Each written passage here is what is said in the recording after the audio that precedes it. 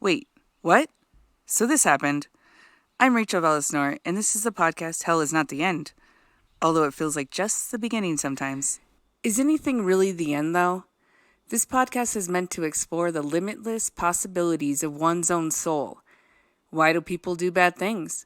Why are there countless happenings beyond understanding? Why, when we are cautioned not to do something, do we just do it anyway?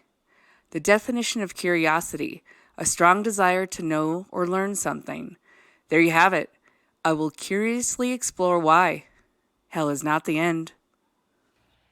What is the worst way to die at an amusement park?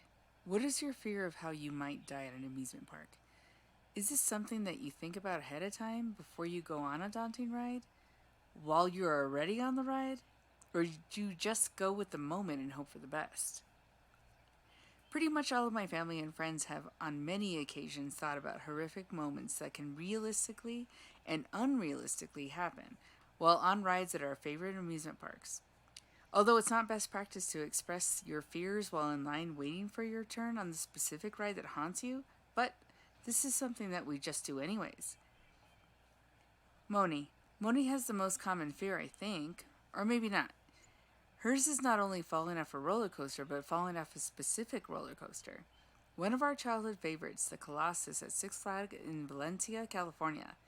It was one of the tallest roller coasters in existence at 125 feet. A twin wooden roller coaster whose tracks ran parallel to each other that debuted in 1978 and that has been modified over the years several times. 6 months after Colossus had opened, a 20-year-old woman was ejected from the roller coaster and killed. Moni's fear was that the lap bars were really too low on your body that left a ton of room for error. She could see herself falling at 62 miles per hour, plunging to the ground and smacking her head on every beam on the way down. Talk about a headache. The Colossus no longer exists as it was dismantled in 2014, making way for the new and improved Twisted Colossus, a hybrid roller coaster mixing wood and steel. Riley. Riley's fear involves a flying pirate ship. Well, sort of. There is a pendulum-type swinging Viking ship right at Elitch Gardens in Denver, Colorado. It looks like it could easily be a pirate or Viking ship. The Sea Dragon swings back and forth with a strong G-force velocity and was built in 1980. There are no restraints on the ride and it's considered to be family-friendly. But to Riley, it's an accident waiting to happen. Swinging back and forth, the anticipation of the flying pirate Viking ship shooting off into the crowd, killing you and others standing nearby. Although this particular ride has no such crowd-killing reports, it still doesn't stop Riley's mind from wandering. It's also worth noting that just because Riley believes one day this ride will kill her, it doesn't stop her from loving it and riding it as often as she can. Kids. Jake. Jake also has a fear of dying from falling high up into the air to the cold ground below. Not just a back and forth swinging ride, but a swinging in circles ride. There are many rides considered the swing ride. Elitch Gardens in Denver has a few. The Dragon Wing swing ride, known as the Batwing under Six Flags, the tamer of the swing rides. The ride swings round and round, very friendly and serene. Starflyer is the more daunting of the swing rides. It stands 17 stories above Denver's skyline and moves at 50 miles an hour. Tower of Doom, an extreme ride with an aggressive drop of 200 feet to the ground at a modest speed of 60 miles an hour. It's exactly what it sounds like. You are high up, it looks like a tower you are temporarily strapped to, and then you drop to your doom. It's definitely an adrenaline rush. A wrenching, heart-stopping adrenaline rush. They also have a third swing ride that is for younger kids and couldn't scare you if it tried. Side note, Jake also has a fear of carnies that may kill you, like at a carnival. Even workers at an amusement park, even though he's not sure of their titles, he knows it's not carnies. A very haunting fear that someone pretending to help you will kill you. Corey. Corey has a fear of drowning on a ride. So she says, let me explain. I feel like it's either the Pirates of the Caribbean or it's a small world, maybe even a ride just like them. She did single out those Disneyland rides, so this is where we go. She has a fear of getting stuck on the ride when it shuts down. She can see being stuck in time as the animatronics go on with their script. With the Pirates ride, it's the battling ship scene. Loud cannon shots, gun firing, and yelling. Would anyone hear her if she fell over? I did tell her that I thought it was like 2 feet of water. This doesn't faze her at all.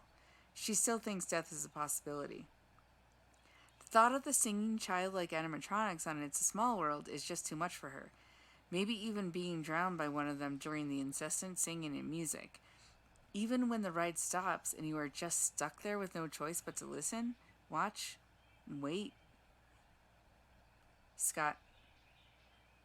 Scott has more of a wondering than a fear. He's not really one for amusement parks and will only go if I ask him. But it's absolutely crossed his mind of how he might die at an amusement park. But it has absolutely crossed his mind of how he might die at an amusement park if that was indeed a thing. His is decapitation. Once a long time ago, we were at an amusement park and he was wearing a hoodie. It was before the roller coaster rides had cubbies or lockers to hold your personal items while you were on the super intense ride. Scott was wearing a hoodie and put his camera, hat, and sunglasses in the hoodie pocket. As luck would have it, the camera and sunglasses fly to the hard, cold concrete floor below. He feels terrible.